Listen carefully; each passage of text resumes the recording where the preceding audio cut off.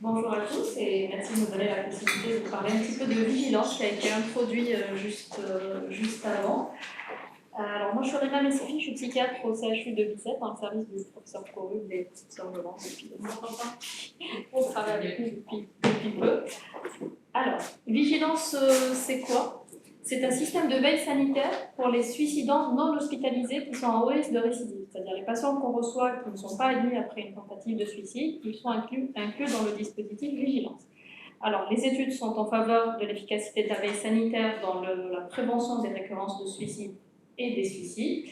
Le dispositif a été initié par l'équipe de Lille et il se déploie maintenant à l'échelle nationale pratiquement. Vous voyez là sur les cartes en bleu foncé où il est présent sur pratiquement tout le territoire métropolitain.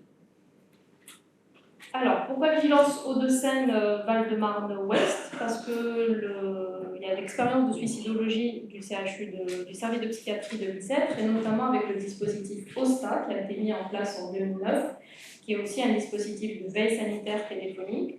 Il y a aussi l'expérience de collaboration du SAU de Bicêtre, du service de psychiatrie, avec le GHT Psy Sud Paris. Nous travaillons déjà ensemble au SAU de Bicêtre avec les personnels du GHT Sud de Paris. Donc, ce qui a permis à répondre à l'appel à candidature de l'ARS Île-de-France en juillet 2019. Donc, il s'agit d'un projet territorial, partenarial, APHP, GHT Sud Paris. Et la coordination médicale de ce projet est assurée par le professeur Corrube, ici présent. Donc, quelques photos des deux sites, le site de Bicêtre, et puis vous voyez là les locaux de la plateforme Vigilance qui se trouve au CMP du Kremlin Bicêtre. Donc voici les photos. Alors, de quoi est composée l'équipe Vigilance Donc, il y a un personnel médical qui appartient à la PHP, donc au service de psychiatrie de Bicêtre. Nous sommes, alors, il y a un temps plein qui est financé par l'ARS, mais en fait, nous sommes un peu plus sur ce dispositif-là, concrètement sur le terrain. Et il y a aussi, vous voyez à côté, l'équipe non médicale, donc cadre sup, secrétaire, mais aussi les vigilanceurs qui sont psychologues ou IDE, infirmiers, pardon. Donc ils sont 5 actuellement à temps partiel, chacun à temps partiel. Les fonctions de chacun, donc le personnel non médical, c'est-à-dire les infirmiers et les psychologues, ce qu'on appelle les vigilanceurs. D'abord, ils sont formés à la prise en charge de la crise suicidaire. Ils évaluent le risque suicidaire, donc quand ils reçoivent, on va en parler tout à l'heure, donc concrètement comment ça se passe. Donc ils évaluent le risque suicidaire, ils sont face à en général 4 configurations lors d'un appel quand ils contactent un suicidant. Soit il y a un risque immédiat, dans ce cas ils appellent le SAMU ou les pompiers ou les référents médicaux. Soit le risque est faible à moyen, contacter les référents ou programmer d'autres appels. S'il n'y a pas de risque, on est dans le protocole des 6 mois classique. Si le patient est injoignable, ce qui peut arriver, on le rappelle sur 3 jours à différents moments de la journée. En tout cas, on essaie d'établir au maximum le contact avec le patient. C'est quand même ce qui est le plus important, c'est de rester en lien et en contact avec le suicidant pour ne pas le laisser seul dans la nature. Ils ajustent aussi le parcours de soins si nécessaire, parce qu'il y a le protocole vigilance, mais on peut toujours l'adapter, c'est pas rigide, on s'adapte en fonction des situations, et notamment l'adaptation de l'intensité de la veille, le nombre d'appels, principalement le nombre d'appels et l'appel des référents. Il y a une fiche à chaque appel du patient, c'est-à-dire qu'on remplit, le vigilanceur remplit une fiche, un compte rendu à chaque appel, et ensuite il y a la secrétaire qui envoie des courriers aux référents, les psychiatres ou les médecins traitants après chaque appel et à la suite. Les médecins, donc qu'est-ce qu'on fait nous en tant que médecins dans le dispositif vigilance? Déjà, on déploie le dispositif vigilance sur le territoire 92-94 au ouest, c'est-à-dire qu'on va vers les personnes qui incluent ceux qui sont en contact avec les suicidants, on présente le dispositif, on le représente, on revient régulièrement. Il y a des permanences téléphoniques, enfin des permanences médicales, pardon, où si les vigilanceurs se trouvent dans une situation de difficulté face à un patient suicidant ou autre, ils peuvent contacter le médecin. Le médecin peut faire le lien avec les autres référents médicaux du patient, si besoin. Donc c'est vraiment un travail d'équipe et un travail de réseau. Vous voyez là le territoire qui est couvert par le 92 et le 94 Ouest, qui est quand même un très grand territoire, un désert médical qui est assez défavorisé en termes de soins psychiatriques, d'offres de soins psychiatriques pour les patients. Alors, on va parler de 3 parties. Donc, vigilance pour le soignant qui est inclus, vigilance pour le suicidant et vigilance pour le référent médical du suicidant. Alors, pour le médecin ou le soignant qui est inclus, c'est quoi son rôle? Donc, il inclut tout patient majeur et on fait une tentative de suicide et qui n'a pas été hospitalisé.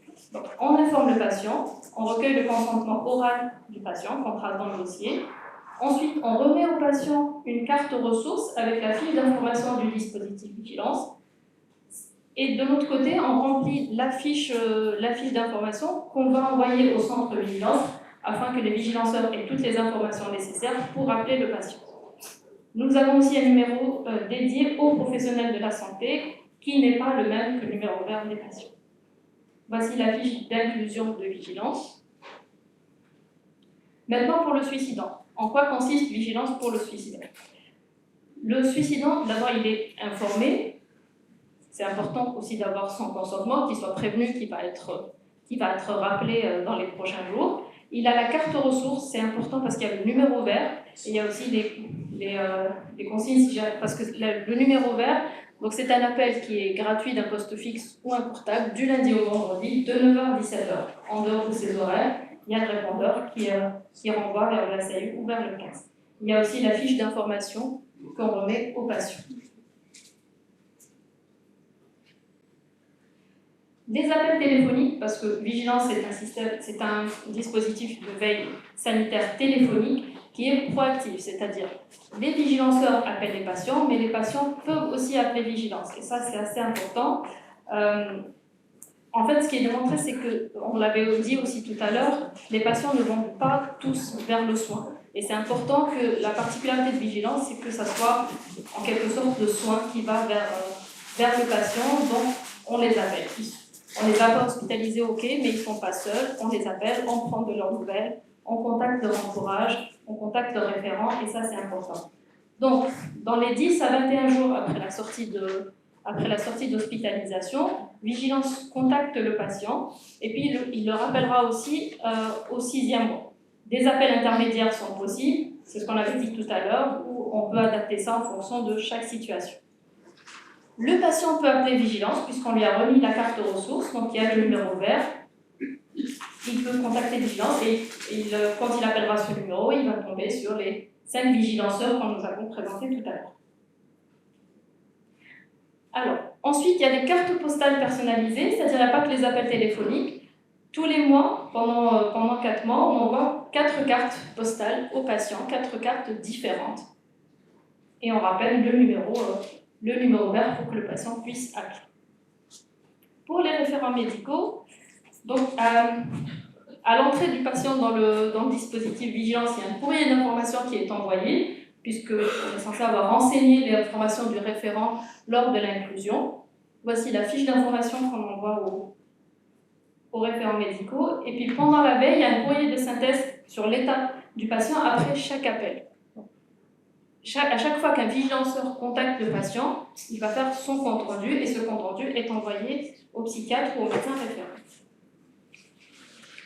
Donc, pour résumer, Vigilance, c'est quoi? C'est un système de veille sanitaire pour les patients qui n'ont pas été hospitalisés. On l'avait dit tout à l'heure que l'hospitalisation ne pouvait pas être la seule réponse face à une tentative de suicide. C'est un système qui est proactif, c'est-à-dire qu'il va vers le patient et on n'attend pas toujours que ce soit le patient qui fasse la démarche, ils ne le font pas à chaque fois.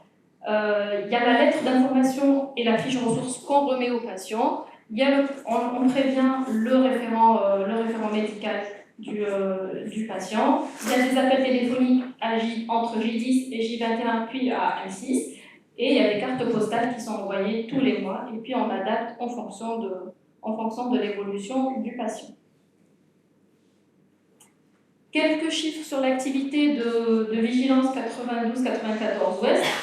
On a eu 225 225 inclusions en 2021 et on voit qu'on est passé à 360 là entre janvier et juin 2022 et l'année n'est pas finie. Donc il y a déjà plus de 60 patients qui sont inclus tous les mois, plus de 60 patients de plus tous les mois inclus dans le dispositif. Il y a quand même plus de 1000 appels émis, 164 cartes envoyées, 103 appels reçus. Donc on voit quand même, même s'il y a beaucoup d'appels émis, c'est le principe de vigilance, mais il y a quand même des appels reçus. C'est-à-dire il y a des patients qui appellent vigilance et c'est pas inutile de donner cette carte ressource avec ce Et donc le projet d'extension à l'ensemble du Val-de-Marne, c'est un peu dans les prochains mois, c'est le contact avec le dispositif Val-de-Marne-Est qui a été...